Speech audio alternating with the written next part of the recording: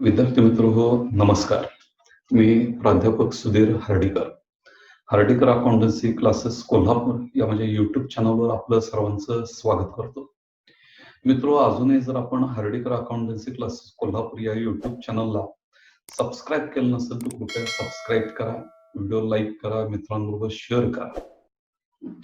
लॉकडाऊनच्या काळामध्ये बऱ्याचशा कॉलेजने ऑनलाईन एज्युकेशन चालू केलेलं आहे. पण विद्यार्थ्यांना त्यातली बरीचशी माहिती अजूनही लक्षात येत नाहीये.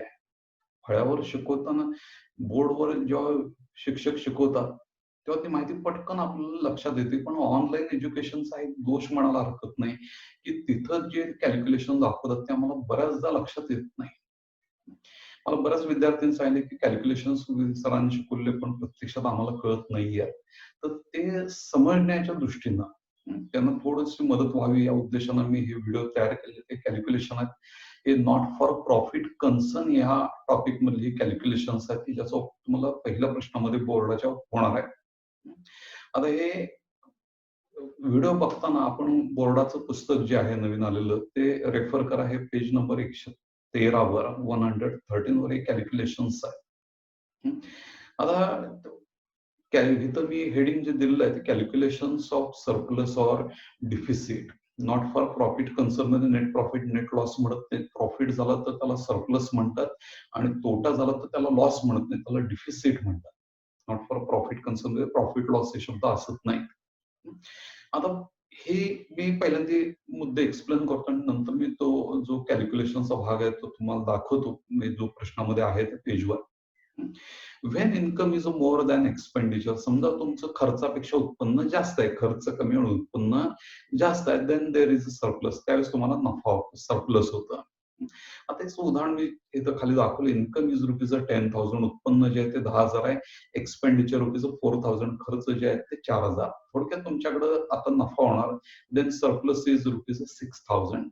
इन्कम जास्त आहे, खर्च कमी आहे. इन्कम जास्त आहे, एक्सपेंडिचर कमी आहे, त्यामुळे तुम्ही सरप्लस मध्ये राहता. 6,000 रुपये तुम्हाला नफा झाला, ज्याला सरप्लस म्हणतात या टॉपिक मध्ये. आता याच्या उलट when expenditure is more than income. समजा तुमचे उत्पन्नापेक्षा खर्च जास्त असतील. मग अशी उत्पन्न जास्त होतं, आता इथं मी उलटा शब्द वापरतोय.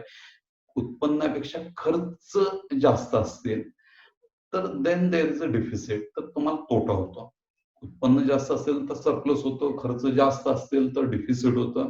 For example, income is rupees 10,000. हे बघा, इन्कम 10,000 रुपये आहे. Expenditure is rupees 13,000. खर्च मात्र जास्त आहे, 13,000 आहे. आता हे उत्तर जे आहे ते मायनस मध्ये आलं, -3,000. दॅट इज अ डिफिसिट, तोटा आहे. दाखवताना एक सर्वसाधारण मायनस मध्ये दाखवा की तुम्हाला लक्षात येईल की हा तोटा आहे. इन्कम जास्त असेल तर सरप्लस येतो. मगाच्या उदाहरणामध्ये 6,000 रुपये सरप्लस आहे आणि ह्या उदाहरणामध्ये खर्च जास्त आहे, त्यामुळे आम्ही डिफिसिट मध्ये गेलो. -3,000 याचा अर्थ आम्हाला 3,000 रुपये तोटा आहे. आता ह्याच कन्सेप्टवर हे तर टेबल आहे. Complete the table. Question number F म्हणून दिसतोय. त्याच्यामध्ये 3 प्रश्न आहेत. त्यातला हा पहिला प्रश्न मी तुम्हाला एक्सप्लेन करतो बघा. इन्कम जे आहे ते 10,000 रुपये आहे. एक्सपेंडिचर त्यांनी दिलेलं नाहीत आणि डिफिसिट जे आहे ते डिफिसिट म्हटलं तर -5,000 मी दाखवलं. आता फॉर्म्युला जो आहे तो असा आहे की income minus expenditure is equal to deficit. पण डिफिसिट जे आहे ते मायनस मध्ये दाखवायचं. आता इन्कम जे आहे ते 10,000 रुपये आहे, एक्सपेंडिचर मला माहिती नाहीये आणि डिफिसिट किती तर -5,000. आता बीजगणितातले जे नियम असतात, मॅथ्स मधले नियम असतात, ते जर तुम्हाला लक्षात आले असतात हे कॅल्क्युलेशन करायला फार अवघड नाही. आता पुढची स्टेप बघा. हे इन्कम 10,000 इथंच ठेवलं, एक्सपेंडिचर मी उलट बाजूने नेलं आणि इथं जे डिफिसिट 5,000 मायनस मध्ये होतं हे उलट बाजूला आल्यावर प्लस मध्ये गेलं. बाजू बदलली. मगाशी हे उजव्या बाजूला होतं, आता हे डाव्या बाजूला आल्यावर ते प्लस मध्ये आलं. आता 10,000 प्लस 5,000 म्हणजे आता ही बेरीज किती होणार तर 15,000. That is a 15,000 is a expenditure. म्हणजे एक्सपेंडिचर ते फक्त मी सरळ करून मुद्दाम लिहिलं की लोकांना हे 15,000 इज इक्वल टू एक्सपेंडिचर म्हटलं की थोडंसं विचित्र वाटतं, त्यामुळे मी शब्द उलट सरळ करून घेतले. एक्सपेंडिचर या बाजूला आणले आणि अमाऊंट दुसऱ्या बाजूला लिहिले. थोडक्यात खर्च किती तर 15,000. ठेवा 10,000 मायनस एक्सपेंडिचर, एक्सपेंडिचर आम्हाला शोधायचे इज इक्वल टू -5,000 वजा 5,000. खरं लॉस आहे म्हटलं वजा मी दाखवलं होतं. आता 10,000, आता हे जे -5,000 आहेत ते मी डाव्या बाजूला आणले आणि एक्सपेंडिचर शब्द जो आहे तो उजव्या बाजूला आणला. तर हे 5,000 मी डाव्या बाजूला उलट बाजूला आणलं प्लस झाले 10,000 plus 5,000 that is 15,000 is expenditure. आता दुसरा प्रश्न त्याच्यामध्ये दिसतोय तो इन्कम 8,000 एक्सपेंडिचर मला शोधायचे, सरप्लस आहे, मग अशी डिफिसिट होतं तर सरप्लस फायदा आहे म्हटलं प्लस मध्ये हे उत्तर आहे. आता मग सारखं आपण बघूया income minus expenditure is equal to surplus. मग अशी डिफिसिट लिहिलं कारण ते डिफिसिट मध्ये उत्तर होतं. आता हे सरप्लस लिहितो. इन्कम किती तर 8,000 आहे, मायनस एक्सपेंडिचर माहिती नाही आणि सरप्लस किती तर 4,000. आता मगासारखीच कन्सेप्ट आपण ही वापरूया 8,000. आता हे जे एक्सपेंडिचर आहेत ते मी उजव्या बाजूला घेतो आणि सरप्लसची अमाऊंट जी आहे ती मी डाव्या बाजूला घेतो. 4,000 जेव्हा मी उलट बाजूला आणतो इकडं प्लस आहे, हे उलट बाजूला आणलं मायनस झाले. आता 8,000 मधनं 4,000 गेले म्हणजे राहिली किती तर 4,000. That is our expenditure. फक्त मी खाली सरळ करून मुद्दाम लिहिलं एक्सपेंडिचर इज इक्वल टू 4,000. लक्षात आलं का मित्र? बघा 8,000 वजा एक्सपेंडिचर बरोबर 4,000. आता फक्त काय केलं ते एक्सपेंडिचर शब्द मी उलट बाजू लिहिला बीजगणिताच्या नियमाप्रमाणे आणि सरप्लसची अमाऊंट जे 4,000 आहे ती या बाजूला प्लस मध्ये होती, उलट बाजूला ती मायनस झाली. बीजगणितातला नियम असा आहे की उलट बाजूला जेव्हा आम्ही अमाऊंट ट्रान्सफर करतो ते प्लस असेल तर ती मायनस होती, मायनस असेल तर ती प्लस होती. हा नियम तुम्हाला 8वी 9वीला झालेला असतो. तर 8,000 मधनं 4,000 गेले म्हणजेच माझे एक्सपेंडिचर किती तर 4,000. त्याच्यानंतर पुढचं उदाहरण जे दिसतंय ते इन्कम त्याने आपल्याला शोधायला सांगितलं, एक्सपेंडिचर दिलंय 15,000 आणि सरप्लस आहे 8,000. पण लक्षात ठेवा सरप्लस जेव्हा असतं ना तेव्हा ते प्लस मध्ये दाखवायचं. आता फॉर्म्युला लक्षात आलं असेल, income minus expenditure is equal to surplus. आता इन्कम आम्हाला माहिती नाही, वजा एक्सपेंडिचर जे आहे 15,000 आहे आणि सरप्लस जे आहे ते 8,000 आहे. आता पुढची step, income is equal to, आता हे 15,000 जे डाव्या बाजूला मायनस होते उजव्या बाजूला गेले होते प्लस झाले, वा उलट बाजूला गेले ते प्लस. आता शेवटची step, income is equal to, आता 8,000 प्लस 15,000 दॅट इज 23,000. म्हणजे माझं इन्कम किती असणार तर 23,000 आणि तुम्ही चेक करू शकता 23,000 मायनस जर 15,000 केलं तर सरप्लस किती येणार 8,000. लक्षात येते बघा 23,000 वजा 15,000 म्हणजे माझा फायदा किती, सरप्लस किती तर 8,000. पण या टॉपिक मध्ये याला सरप्लस म्हणतात. आता पुढचा मुद्दा, इन्कम मायनस एक्सपेंडिचर इज आणि डिफिसिट दिलंय. इन्कम आहे 7,500, एक्सपेंडिचर दिले 9,000 आहेत. आता मग मी कन्सेप्ट तुम्हाला सांगितली की खर्च जेव्हा जास्त असतात तिथं जर बघितलं तर तुम्हाला सहज लक्षात येईल की खर्च जास्त आहे म्हणजे आम्हाला तोटा होणार.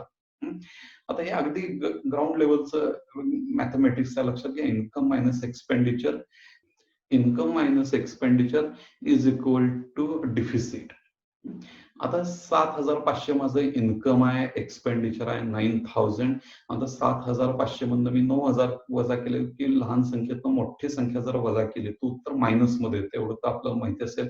7,500 मधनं 9,000 मी लेस केलं, उत्तर मायनस मध्ये आलं 1,500. दॅट इज अवर डिफिसिट, तोटा झाला. म्हणून मी खाली उत्तर मी सरळ हे करून लिहिले, डिफिसिट इज इक्वल टू 1,500. त्याच्यानंतरचा त्या टेबल मधला शेवटचा प्रश्न असा आहे की इन्कम 15,000 आहे, एक्सपेंडिचर 11,300 आहे, व्हॉट इज द सरप्लस. आता लक्षात येते का मगाच्या उदाहरणामध्ये खर्च जास्त होता, आता इथं खर्च कमी आहे म्हणजे आम्ही डेफिनेटली सरप्लस मध्ये येणार. Income minus expenditure is equal to surplus. Formula लक्षात ठेवा, डिफिसिट किंवा सरप्लस दोनच ऑप्शन असतात. आता इन्कम आहे 15,000, एक्सपेंडिचर आहे 11,300 दॅट इज सरप्लस. आता ही वजाबाकी करा, 15,000 मधनं 11,300 मी लेस केले, म्हटलं वजाबाकी किती आली तर 3,700 दॅट इज अवर सरप्लस. थोडक्यात मी उत्तर सरळ करून लिहिलं बघा, सरप्लस इज इक्वल टू 3,700. 15,000 वजा 11,300 म्हणजेच उत्तर किती येणार, अगदी साधं वजाबाकीचं गणित आहे 3,700, 3,700. त्या पेजवरचं हे कॅल्क्युलेशन मी तुम्हाला दाखवलं, हे पेज नंबर जे आहे ते 113 पेजवरचं हे टेबल आहे.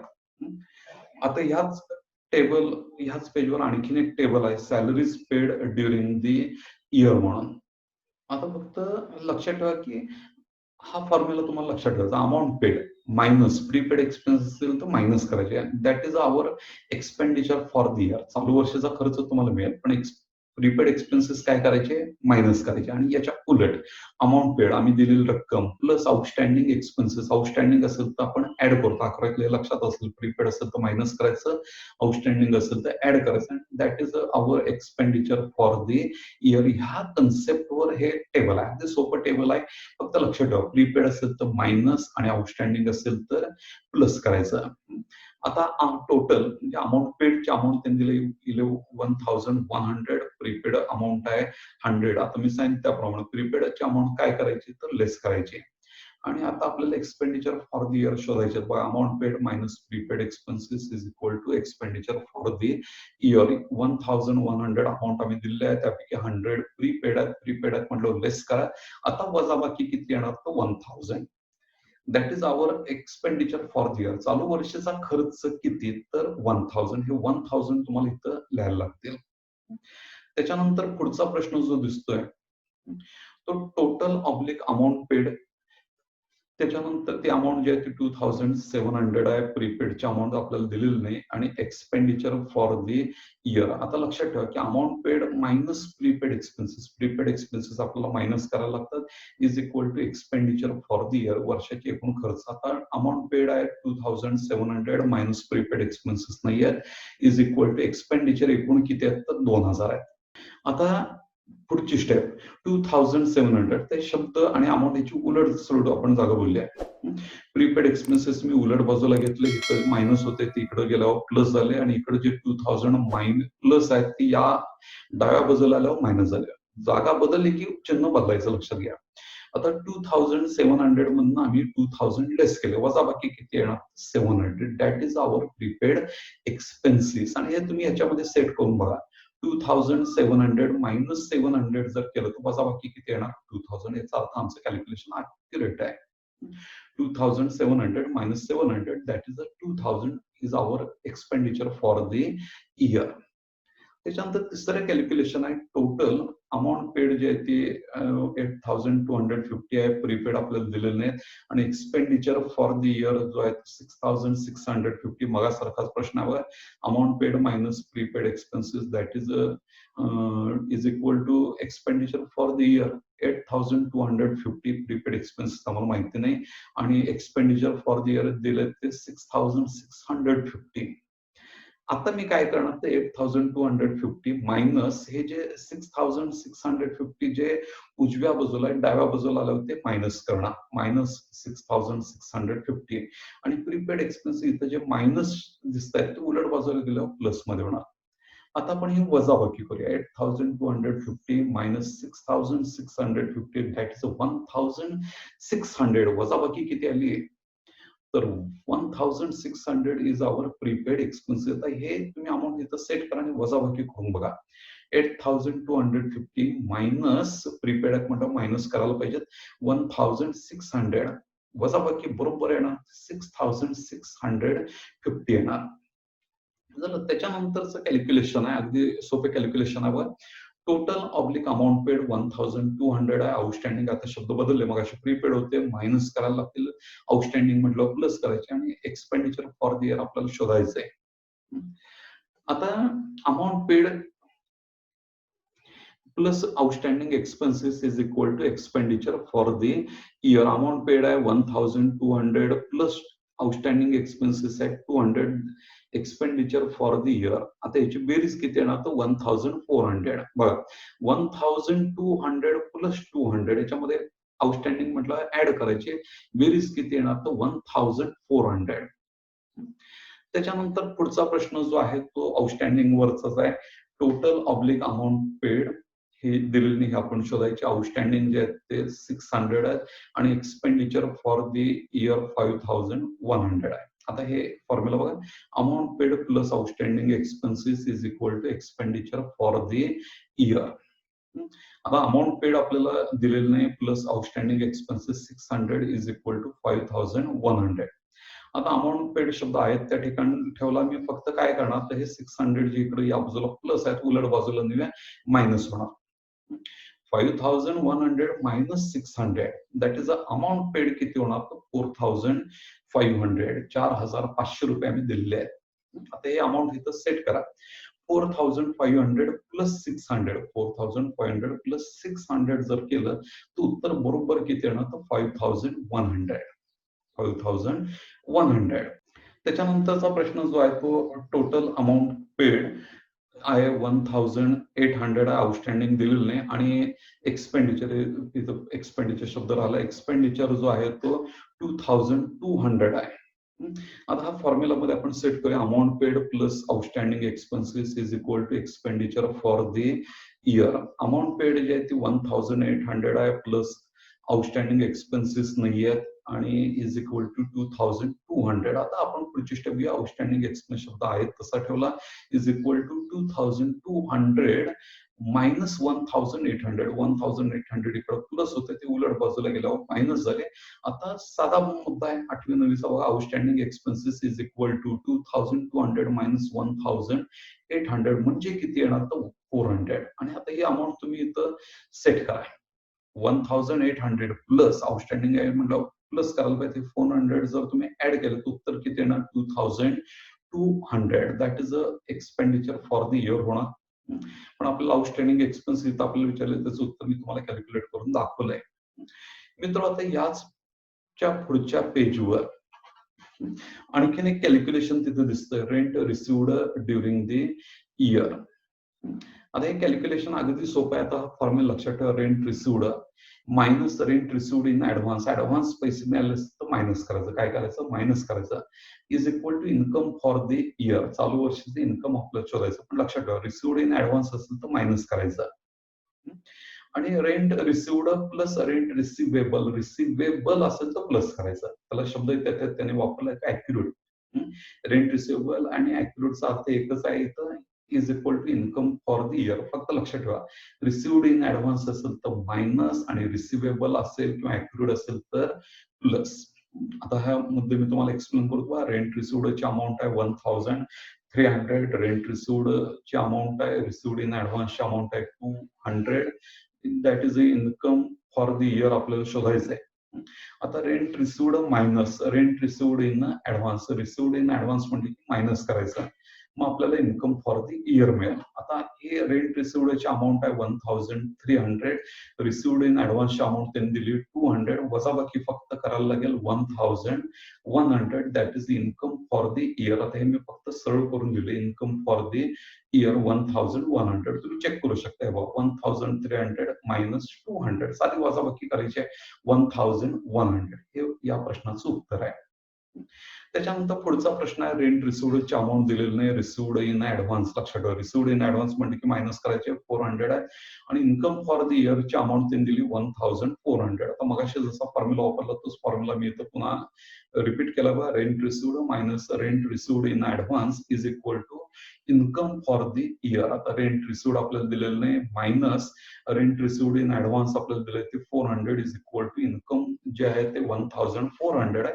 पुढची step rent received is equal to. आता हे जे मायनस 400 आहेत उलट बाजूला मी नेले म्हटलं प्लस होणार. साईड बदलली. डाव्या बाजूकडून उजव्या बाजूकडे गेले की ते मायनसचे प्लस मध्ये होणार. आता ही बेरीज किती होणार 1,400 plus 400 that is 1,800 is our rent received. आणि इथं तुम्ही हे चेक करू शकता 1,800 इथं जर लिहिले त्यातनं 400 आम्ही लेस केले तर वजाबाकी किती येणार तर 1,400 येणार. 1,800 वजा 400 बरोबर 1,400. त्याच्यानंतर पुढचा प्रश्न पुन्हा रेंट रिसिव्ड इन ऍडव्हान्स वर आहे. रेंट रिसिव्डची अमाऊंट आहे 2,650 आहे. रिसिव्ड इन ऍडव्हान्सची अमाऊंट आपल्याला शोधायची आहे आणि इन्कम फॉर द इयरची अमाऊंट दिली आहे 2,000.